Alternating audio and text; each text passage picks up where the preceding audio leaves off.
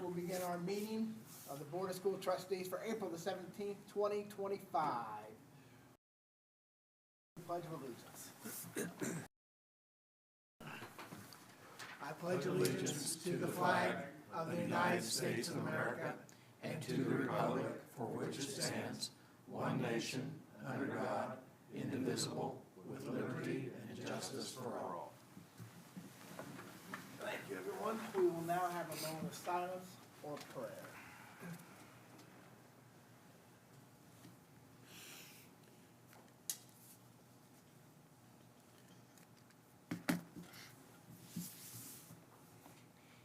Thank you.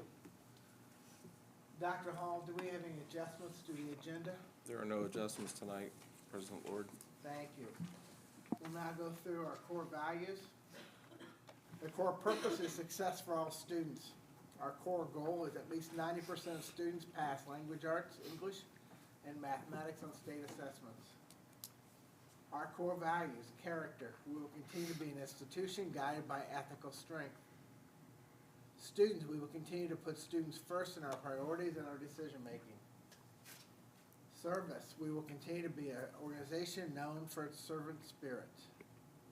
Stewardship, we will continue to embody the qualities of stewardship. 1.5 is comment from patrons, and we did not have anybody sign up tonight to speak.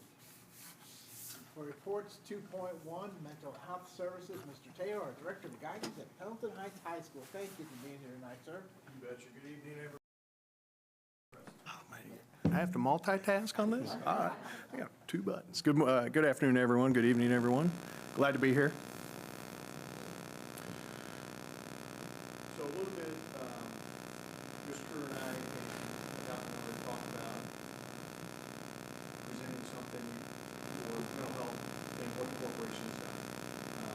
And so in the next several slides, I hope to convey the corporation's come a long way for what we've done. I appreciate the board's support. And I'll point out specific things that you guys have approved and deeply appreciate it. The sole purpose is making sure that our kids have what they need and access to the mental health services that they require. Good. Hey, you don't have to hold the button down. We just want to make sure it's green. Make sure it's green. Yeah, perfect. Thank you, sir.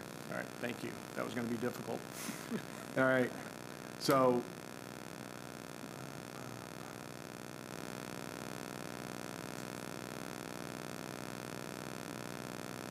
not hit enter.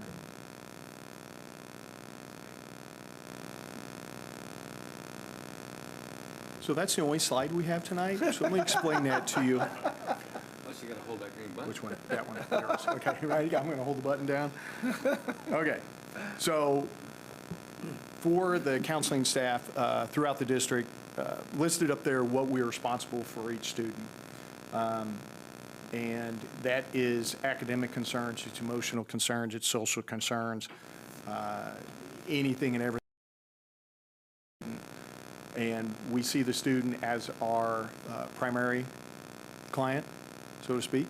Obviously, parents are involved as well, but we're responsible for a multitude of areas for each individual student.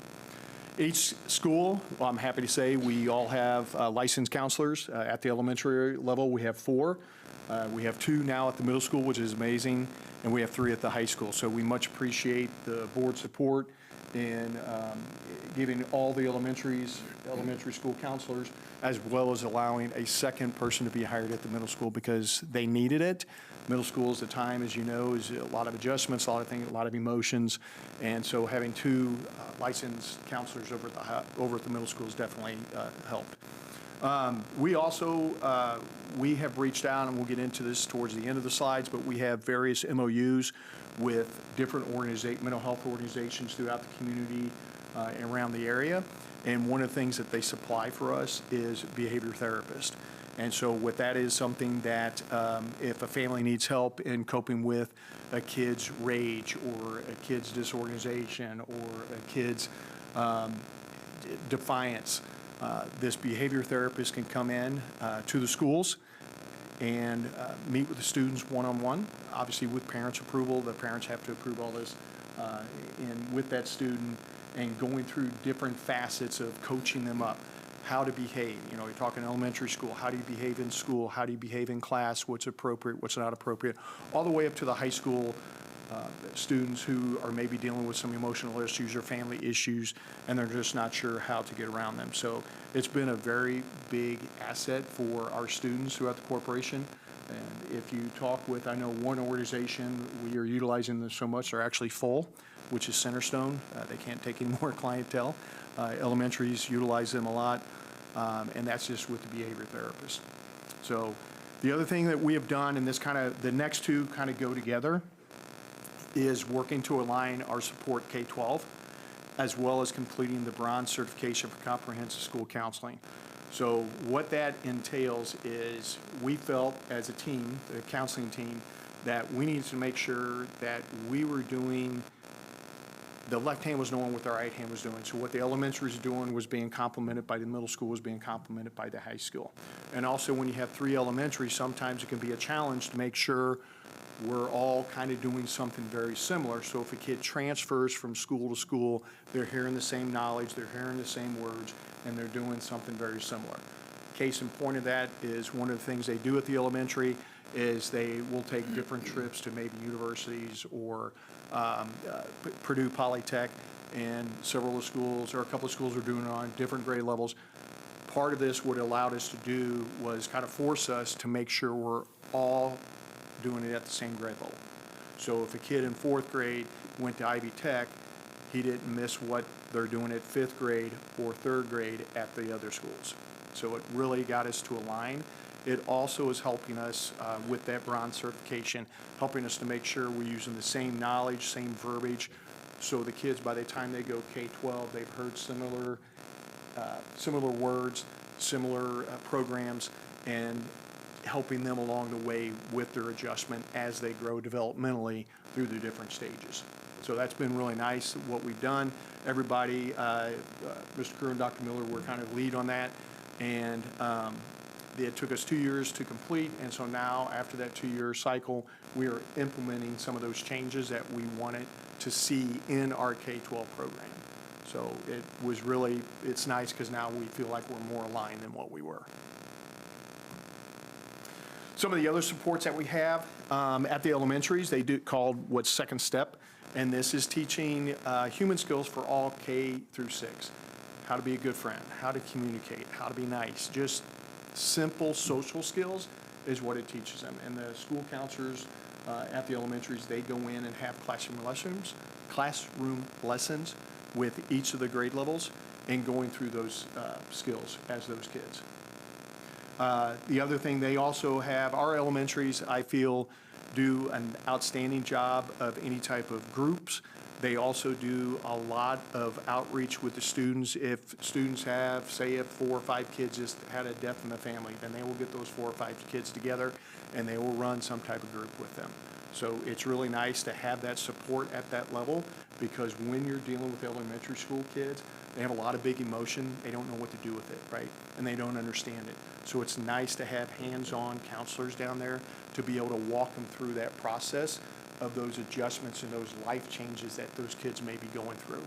So they do the emotional regulation, conflict resolution, employability skills. But like I said, in a sense, just what I was just talking about, it's teaching them life skills. It's teaching them, you know, if they're angry and they don't know why they're angry, they don't know how to handle it. You get a kid that's always acting out. It's teaching them other skills that are going to be more age appropriate and more appropriate for society. Instead of by the time they get to us, you get a kid so angry all they want to do is fight. So very appreciative of what the elementary school counselors are doing. Middle school, one of the things that they have enacted is the middle school advisory lessons. So they have an advisory period, and the counseling program has developed different lessons for the teachers who are advisors with those kids to go through.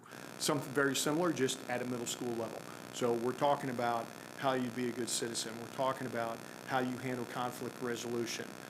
Talking about bullying. We're talking about, you know, how to deal with bullying. Talking about if you see someone bullying, what you should do. So all that type of lessons to help them as they develop. Because if you know anything about middle school kids, I mean, I did it for 1 year, and I will tell you, it takes a very special person to be able to handle that grade level day in and day out. just because the emotions are all over the place, and developmentally from 7th and 8th grade there, it's very different. And so I think the staff at the middle school and the teachers who are doing those lessons are doing a great job. We see some of those benefits as the kids get to high school because we know that they've gone through some of those lessons. So that advisory period is excellent. Some of the things that we've done at the high school, and I know they do at the elementary, is also student convocations and family nights. So what we have done at the high school, and this kind of ties into mental health because we bring it up with the parents, is we have like high school 101, 201, 301, 401, so on and so forth. We cover a lot of academics with the parents at that point in time, but we also talk to them the other side of that. If your kid's not doing well, if you see a drop in grades, just some of the signs that maybe if their kid's struggling and their kid's not real verbal, what they can do, who they can reach out to in, you know, at the high school to be able to get help with that, okay? Because it is amazing, sometimes we see kids as robots, go into the classroom, learn, go home, do homework, come back, do it again, right? And sometimes we forget that life happens for them, and sometimes we forget we're not privy to what happens when they leave our doors, okay? And so it is imperative that we have areas and that we know that, and I think our teachers, K-12, do a really good job of letting us know when a kid's off, to use that term. It's not seen. There's something going on. And so it's nice that we have that, and it's nice that we're able to educate the families so that they know they have some place to turn to, because like we had talked earlier, you don't know what goes behind closed doors and for whatever reason, you know.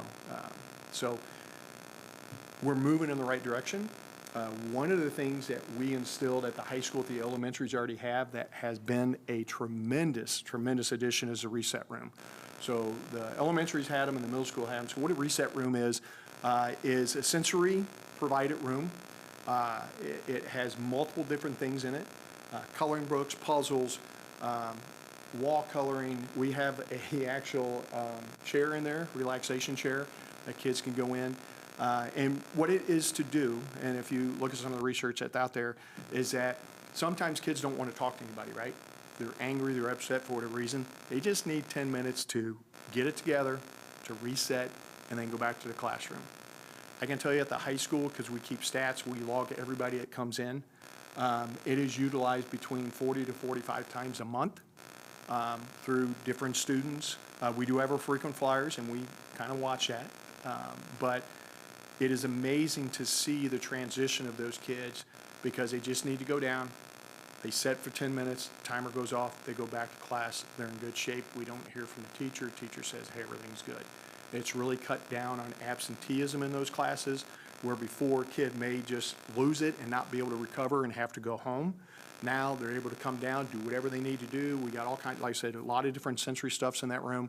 Kids just sometimes just go in there, they get on the, I call it the hanging banana chair, whatever it is, and they just swing for 10 minutes. That's all they need to do. We take their phones because we want them truly to reset, because a lot of times this is what's setting them off, right?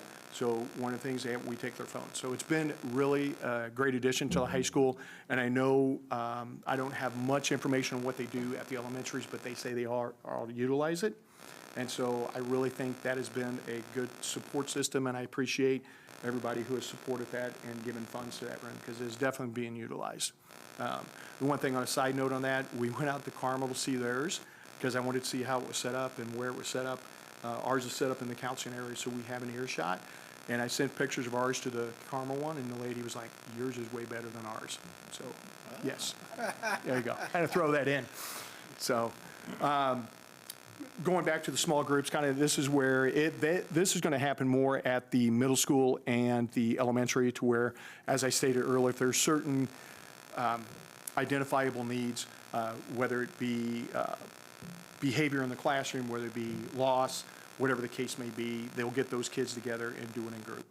So one of the advantages of doing group is you understand, I'm not the only one that's dealing with that. My friend over here is also dealing with that. So now I've got a connection, okay? And so it's real helpful that when you can do that, that those kids see that, and that they see that they're not the only ones. Because a lot of times what kids will think is that they're the only ones going through this. No one else understands what's happening. And when they see that kid across from them, their parents got divorced too, and look at how he's handling with it. They just lost a loved one as well, and look at how they're handling it. So it really gives the kids connection, and I appreciate middle school and the elementaries doing it. At the high school, we would love to do it. It's just been a challenge. We've tried it before, and it's just, it's a challenge for us to get it going for multiple different reasons. But we're looking into outside organizations, trying to offer things, different groups for us. So we're looking at Howard Health, seeing what they might be able to help us with, so on that. And obviously, we do individual counseling and crisis intervention. So what we do as a school counselor, it's more triage counseling, so I want everybody to understand that. So triage counseling, kid comes in, they're at a 9 out of 10, right? We get them down. We do triage. We do de-escalation techniques. We do grounding techniques. We do that with them. We do not do long-term counseling with the students, okay? That's why we have the partnerships with the other organizations, because we realize that a one-time shot bringing them down, this kid needs more than that. There's way more going on in the family. There's way more going on with that kid. And we honestly just don't have the time to be able to do individual counseling with the students that need it. So we do triage, we bring them down, and then we connect them with the resources out in the community that would best suit them. Questions so far? Good? Okay. So here's some other support. So in prepare training, so what prepare training is, something that I appreciate. Dr. Hall was a big supporter at this when this came around.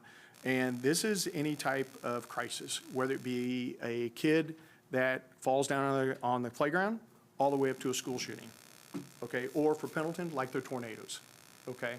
So it gives the corporation an outline of what to follow when these things happen, okay? All the counselors have been trained in the second session, so there's 2 sessions for prepare, and we're getting the administrators trained in the first part of it. So the first part is, it's an active, say, we'll just do the tornado, okay? It was happening at that point in time. So first, what you look at is you make sure kids are safe, kids are secure, they're reunified with their parents, so on and so forth. So that's kind of the first. It's all about the safety issue, the physical safety, the mental safety is going on through that first session, and obviously the administrators are taking charge of that. The second is where we come in, when we start identifying kids that may have been hit hard by that, okay, whatever it may be. And we talk about proximity, you know, how close, was their house damage, okay? Were they in the basement? All that types of things. So you start identifying kids that may need more, okay? And that's where we come in. All of our counselors have been trained. I have been fortunate enough that I'm actually a train-the-trainer. So I go out to different school corporations with a couple other members of the community, and we train other schools and prepare. This model came out, if you remember Columbine, which I'm sure everybody does. Dr. Reeves was sent out to Columbine, and at that point in time, she really didn't have a blueprint. And she developed this program based upon what they were doing at Columbine, and it's continuously changing. So it is one of the most utilized types of crisis interventions that are used through schools, businesses, and they go nationwide and they train. So we're very fortunate. I feel like we're very fortunate to be part of that. Then QPR training is all the training that teachers have to go through, and that's to recognize if a kid has suicide ideation, okay? And is the 265 the number of people that have been trained? 265 and above. So we actually have trainers on staff. I think Bailey Castile and Chris Glover did the training this year. So they are certified to train in QPR, and it's something that is required. But it also gives our teachers that extra knowledge that if they see a kid's off, they know what to ask, they know how to respond, and they know how to refer, okay? And so we give them those tools at the beginning of each year, and we go through that to make sure they understand it as well. Obviously, we're trained in it, right? But we don't see the kids as often as what the teachers do. So we want to make sure the teachers are aware and what to ask, what questions to ask, what to look for when something is going on in their classroom. So very appreciative of that. The other final thing on this slide is securely monitoring. And I can't, the numbers you see are the number of alerts and flagged alerts that we've had district-wide just for the first semester, okay? If you look down at the numbers way down at the bottom, the 1,052, did I see that right? 1,052? Okay, like, yeah, okay. I don't have my glasses on, so it's like tiny. I'm like, I think that's what that says. So what that means is on call. So it's the way Securely works is that they have, it is, I'm assuming it's probably some type of AI to where they pick up certain words, and so it'll shoot an alert to us, okay? And then we have to decide whether we're gonna, what we do next, okay? So that's the first level.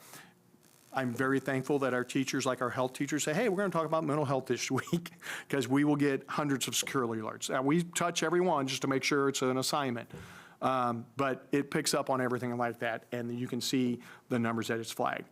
The on-call, so the on-calls cases is where it reaches a different level, so then we will get something flagged to us, and then we will determine as far as what we need to do. And our typical response is we meet with the kid.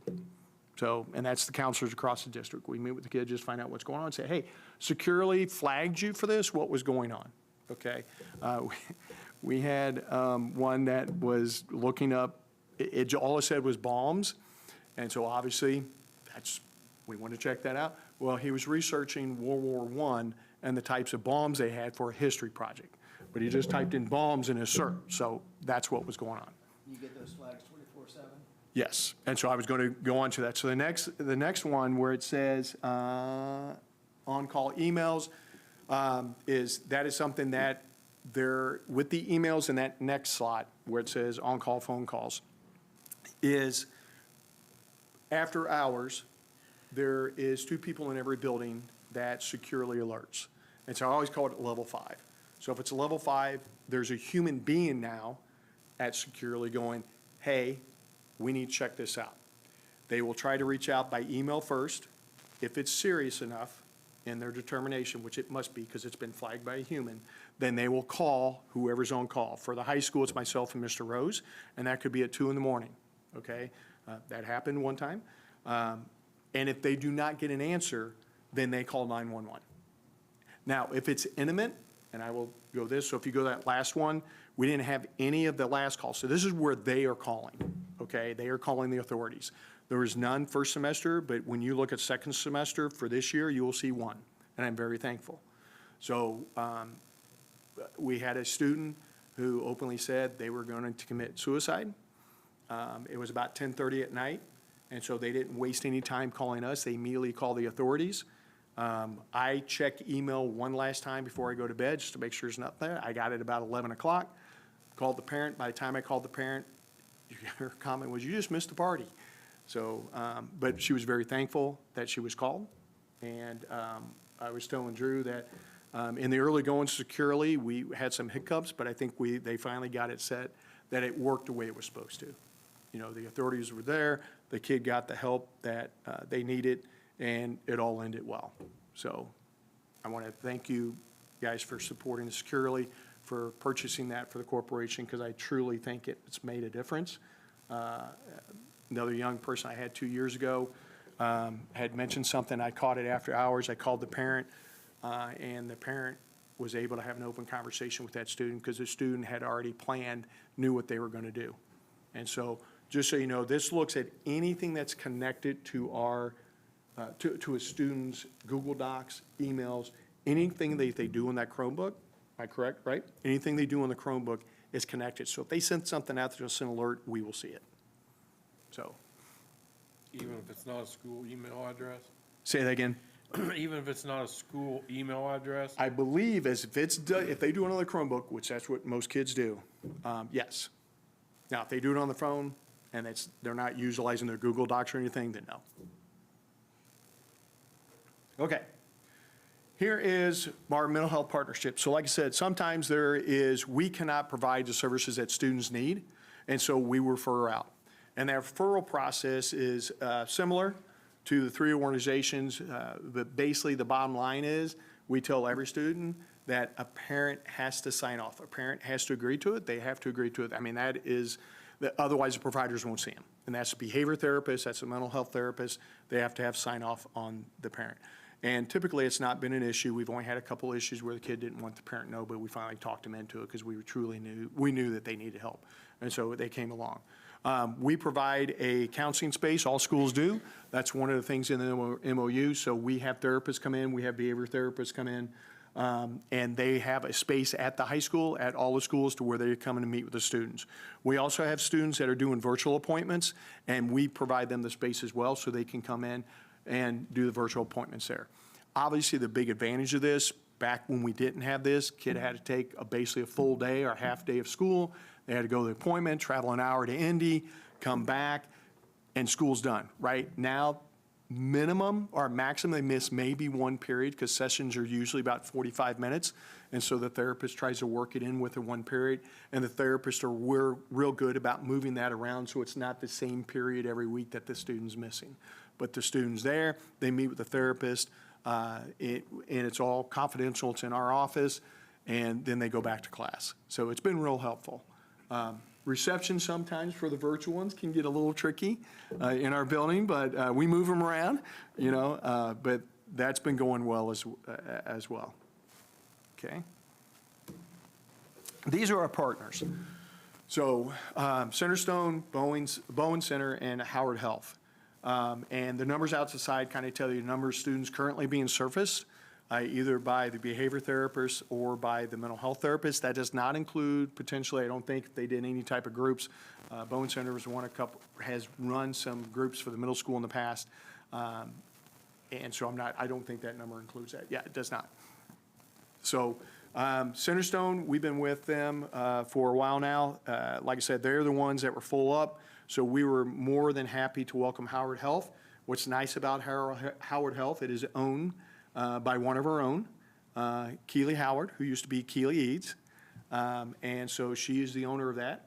And she made contact with Mr. Kruger and Dr. Miller, and we set up an MOU with them. And what's nice, it's just right there in Ingalls. Kids can come down, and we're working towards where they are actually going to be able to send people into the buildings as well, like Centerstone does, to kind of do that. Then also is we did not want costs to be an issue, because with those different agencies, some accept Medicaid, some do not, some accept private insurance, some do not, and we know there are some kids that just can't afford it. So some of them have a sliding fee scale. We also have a drawdown account that if that is the case, they just can't pay, that we have a drawdown account that we can take from and then pay for the services. So we're very appreciative of that as well. That was written by a grant. And so we're utilizing that money for the students who cannot, if they don't have private insurance, they don't have Medicaid, and they can't afford the sliding fee scale. So because we don't want that, we do not want costs to be prohibitive of that student getting the needs, their needs met that they need. Questions? Any questions, board members? Appreciate everything you're doing for the students. I do have a question. Absolutely. Faculty members, once in a while, need somebody to talk to as well. Is that something you try to do within the building, or do we refer them on? I can tell you how we handle it at the high school, because I've always been trained in you don't want to do a relationship, right? And so we have different relationships with the teachers. So if a teacher would come to us, we try to refer them out to an organization. We've had a couple that have been dealing with some life circumstances, and so we can refer them to Bowen Center, we can refer them to Centerstone, we can refer them to Howard Health. One of my goals is to grow what we're doing, and we have had some discussions about doing something like an EPA program, just infancy discussions, but something like that for the staff. So we would have something in-house, because I just think asking the school counselor to do that, it's that dual relationship, and I wouldn't feel comfortable, I know the teachers wouldn't feel comfortable. So I think that is one of the needs we have. We have kind of a stopgap, but I think it would be welcomed, if we did have something like that. So, and there's been discussion that we're looking at. Yep.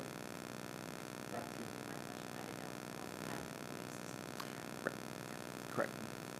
Right.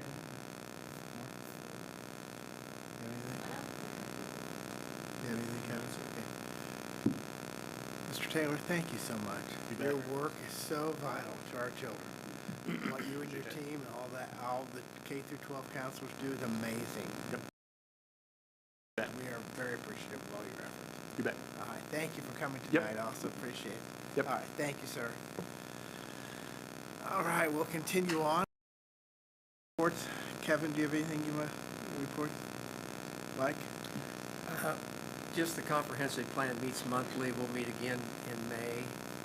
And that is obviously with the town of Pendleton, and their timeline is to have that completed by the end of December. Yeah. Okay.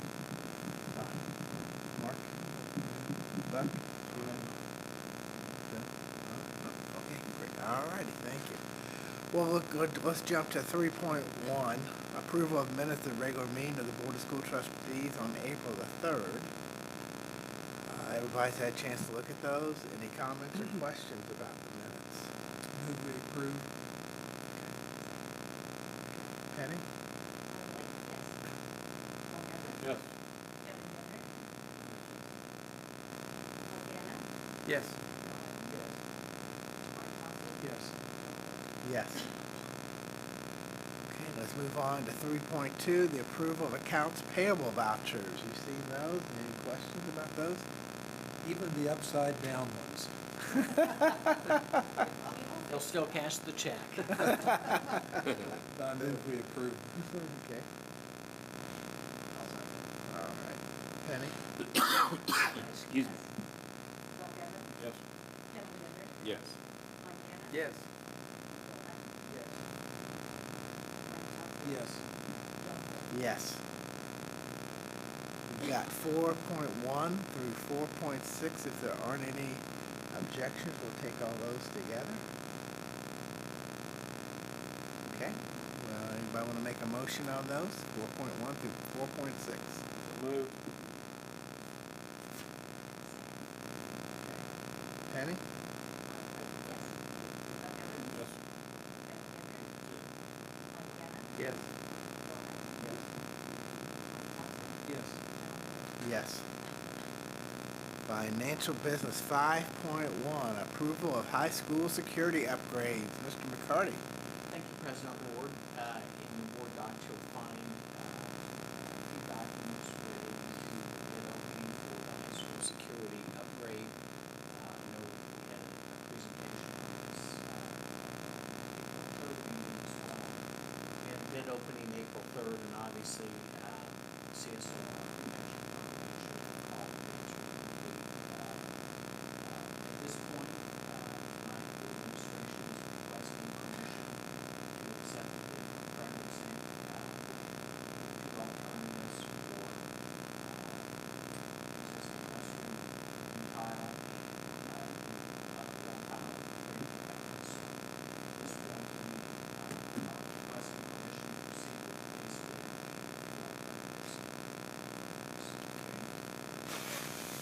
Go right ahead. Is there any provision in there as far as being completed in a timely manner or a fine? There is not, and, we have been, counseled that, we can certainly put those in there, but that does affect the price of the bid, so. I understand that. It just seems like they've had a long time to do roofs and not getting them done. I know the weather's been a problem, but so is manpower. So I don't know, I just, Supplies, are. supplies may be a too, problem so. on this one coming up for some of the things. Just a Supply- question. Yes. Yeah. This one does not have any financial penalties for completion. Any other questions for Mr. McCarty? Okay, we'll entertain motions. I'll make a motion. I'll second that. Penny? Yes. Yes. Yes. Yes. Yes. 5.2, approval of camera system upgrade. And President Ward, the administration's tonight requesting permission to accept a bid from Security 101 on cameras at Heights High School. This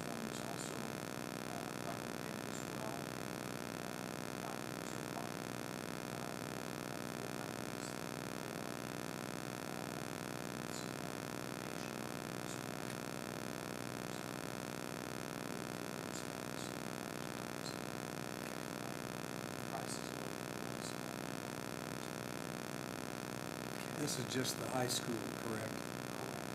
At this time, yes. Move we approve.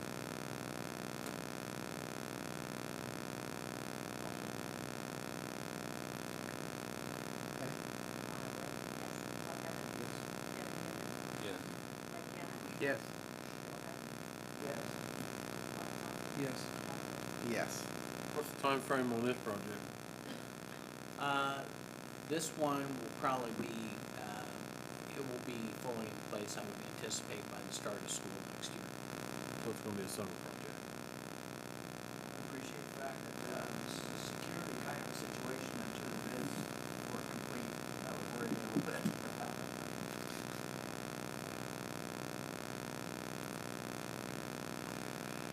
Okay, let's move to 5.3. Before we move there, Mr. McCarty, it was interesting yesterday, I just want to get out here in public about the cost of these buses and how much they are, and how expensive they are. Can you talk to us a little bit about what it cost was a few years ago compared to today? I'm sticking you, I'm sorry on the spot here. I probably shouldn't have done that. No, that's all right. These are rough figures, but a base 66 passenger, I think this is going to be pretty close. A base 66 passenger, there's a public bid process that all the schools in Indiana do. Procure buses through a public bid process, but a 66 passenger base price is about $142,000, $144,000. That does not include the security cameras or anything cameras to kind of monitor, blind spot monitoring on there. The way we would typically spec those out, it's about $160,000. For one bus. One 66 passenger bus, 20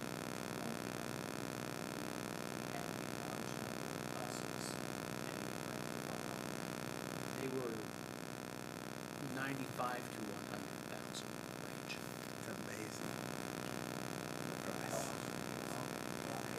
It helps me out. Yeah.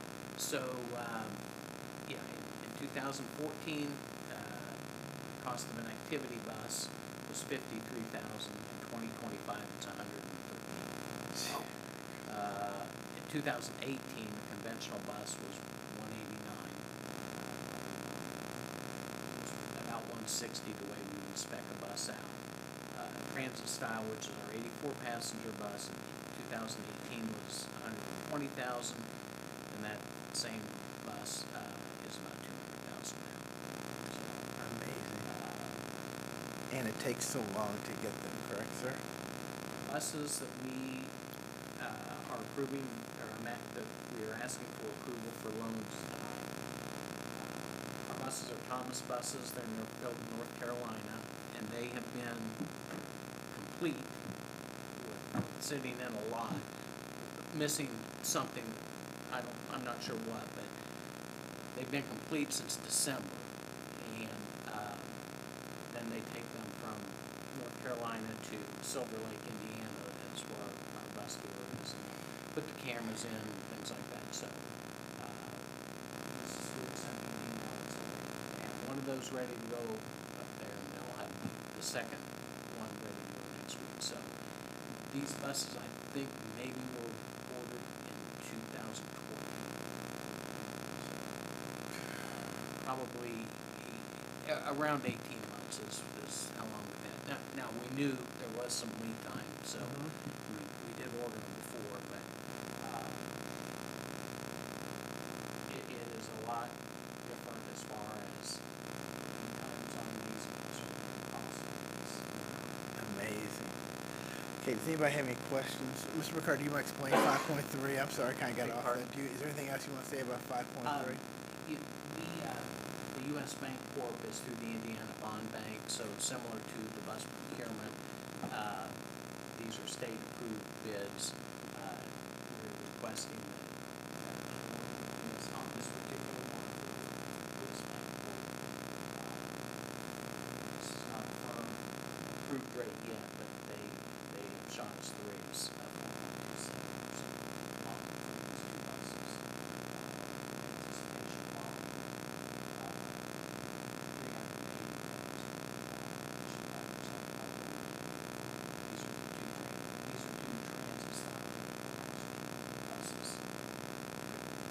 Any questions for Mr. McCarty? Okay, we'll entertain motions. So moved. Penny? Yes. Yes. Yes. Yes. Thank you, Mr. McCarty, for your help with that. 6.1, House Bill 1003 resolution. Dr. Hall. I'm asking for your approval to apply for a 1003 waiver of state board of education to allow us to have our full 3 learning days. In the state of Indiana, every school is allowed to have 3 asynchronous learning days. We currently use 2 of those for professional development, which is the day before Labor Day and Thanksgiving. And so that only allows us to have 1 e-learning day available to us. So we can ask for a waiver of the state Board of Education to give us in the past, when I've asked you for that, I misspoke a few minutes ago, but in the past, when we've asked for this, we've done it 1 year at a time, and this year we're asking for 3 years waiver. So we don't have to come back every year to do that. The State Board of Education can consider a 3-year waiver, and then, so it'll show up on the State Board of Education board agenda at some point after we've submitted it. If you give us permission tonight, in the process as we submit it to the State Board of Education, it shows up on their agenda. And they will approve it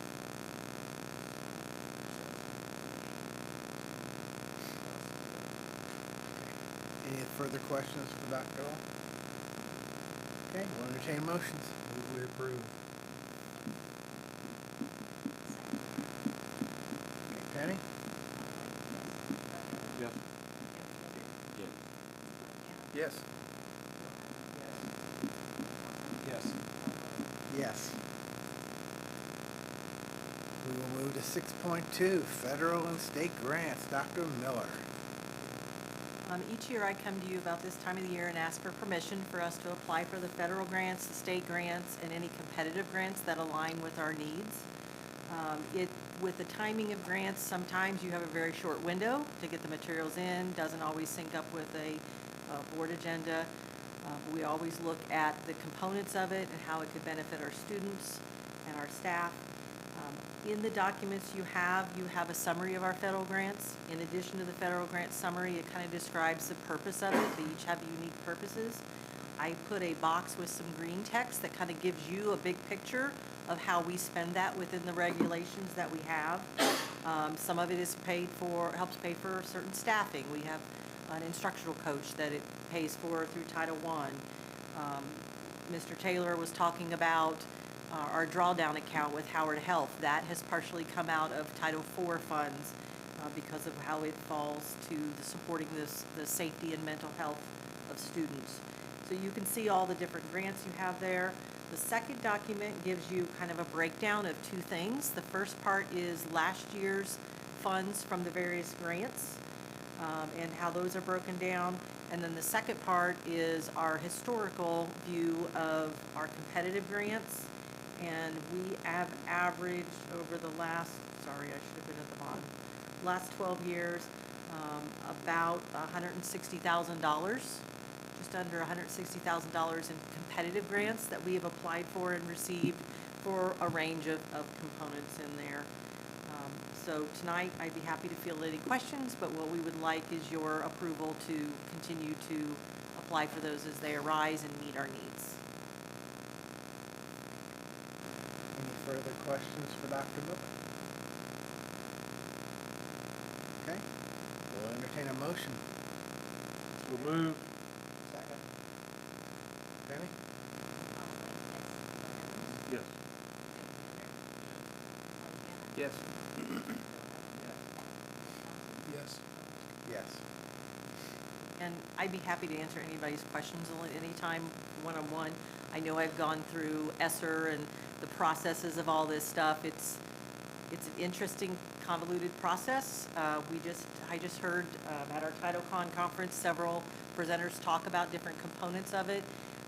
Actually, Broomer is the legal attorneys for the federal government, I guess, that deal with this, and so they were speaking, and I think everything's gonna be maintained for a little while, but it's always an open-ended piece where some changes are coming our way, and we'll have to keep monitoring all that. So I will say we are very successful at our risk rate. We are in the lowest risk rate, which goes to all of the our academics, our academic growth, our processes, and all of that. And it definitely takes a team. I'm looking at Penny because we've got a lot of pieces that we put together, a lot of things. So it's a very good benefit to our students in a lot of different ways, and we appreciate you allowing us to continue to do that.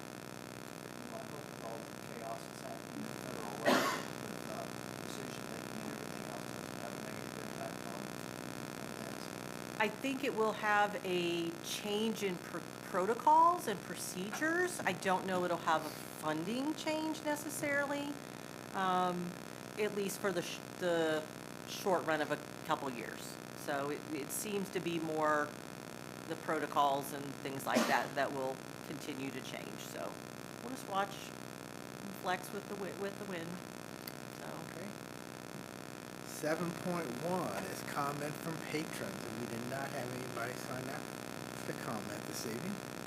7.2, communication from the superintendent, Dr. Hall. Okay. Communications from the board of school trustees. Kevin? Mike? All right.